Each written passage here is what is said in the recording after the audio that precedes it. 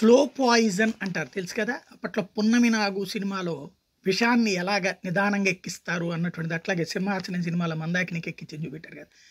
పత్రికలు ఇట్లాంటి slow poison ఎట్లా ఎక్కిస్తాయి అనడానికి సజీవ సాక్ష్యం ఈనాడు వాళ్ళు రాసినటువంటి 2 వార్తలు.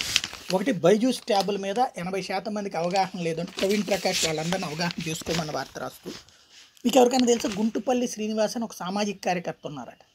ఆయన అదేంటో పాపం కార్పొరేట్ ప్రైవేట్ పాఠశాలకు కాకుండా కేవలం ప్రభుత్వ పాఠశాలల్లో వాళ్ళు బాగుపడితే వాళ్ళు నాశనం అయిపోతారు అన్నటువంటి బాధపడుతూ ఉంటారు.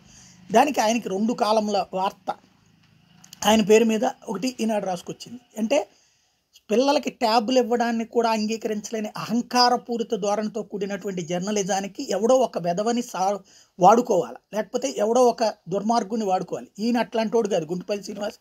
ఎవరో సామాజికంగా సొసైటీకి ఏదో చేద్దాం అనుకుంటారు, కానీ అట్లాంటి వాళ్ళని తీసుకొచ్చి ఇక్కడ వాడేటటువంటి పని చేస్తుంటారనమాట. ఎట్లాంటి అంటే సామాజిక కార్యకర్తలు అంటే సమాజ ఉద్ధరణ అన్నటువంటి కాన్సెప్ట్తో లక్షలాది మంది ఉన్నారు. వాళ్ళు ఎవరికి లేకుండా ఈయనకి ఎందుకు ప్రయత్నిస్తున్నారు అంటే వీళ్ళు కోరుకున్నటువంటి విధమైనటువంటి స్టేట్మెంట్లు ఆయన పేరుతో రాసుకోవడానికి. అంతేగాని ఇవాళ ఎల్కేజీ దగ్గర నుంచినే కంప్యూటర్లు నేర్పుతున్నటువంటి రోజుల్లో 8వ తరగతి దాకా ఉండకూడదని చెప్పి బిల్ గేట్స్ తన పిల్లలకి ఫోన్ ఇవ్వలేదు, లేకపోతే ఇంకోటి అన్నటువంటిది ఆయన ఏదో చెప్పారట. దాన్ని ఒక పెద్ద కథనంగా రాసుకొచ్చింది, 2 కాలమ్స్ రాసుకొచ్చింది. బిల్ గేట్స్, స్టీవ్ జాబ్స్ లాంటి దిగ్గజాలే వాళ్ళ పిల్లలకి 14 సంవత్సరాల నుండి వరకు స్మార్ట్ ఫోన్లు ఇవ్వలేదు. కంప్యూటర్ తెరపై కనిపించే రసాయన ప్రక్రియ కంటే ప్రయోగశాలలో ప్రయోగం చేసి విద్యార్థికి అందులోని భావం సులభంగా అర్థమవుతుందని బిల్ గేట్స్ తన పుస్తకంలో రాశారని సామాజిక కార్యకర్త డాక్టర్ గుంటుపల్లి శ్రీనివాస్ వెల్లడించారు. పాఠశాలలో డిజిటల్ పరికరాలు వాడటం వల్ల విద్యార్థుల ఏకాగ్రత తగ్గి అభ్యసన స్థాయి తగ్గుతుందని 14 దేశాల్లో యునెస్కో చేసిన పరిశోధనలో తేలిందన్నారు. చాలా మంచిది. ఆయన చాలా చక్కగా కొన్ని వివరాలు చెప్పాడు.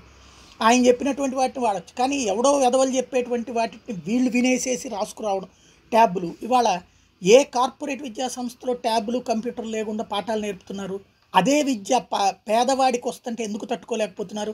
ఎంతటి అహంకారపూరితమైనటువంటి వార్తలు రాస్తూ దానికోసం పాపం డాక్టర్ గుంటుపల్లి గారు లాంటి వాళ్ళని వాడుతున్నారు అన్నటువంటిది ఇక్కడ గుర్తుపెట్టుకోవాల్సిన అంశం.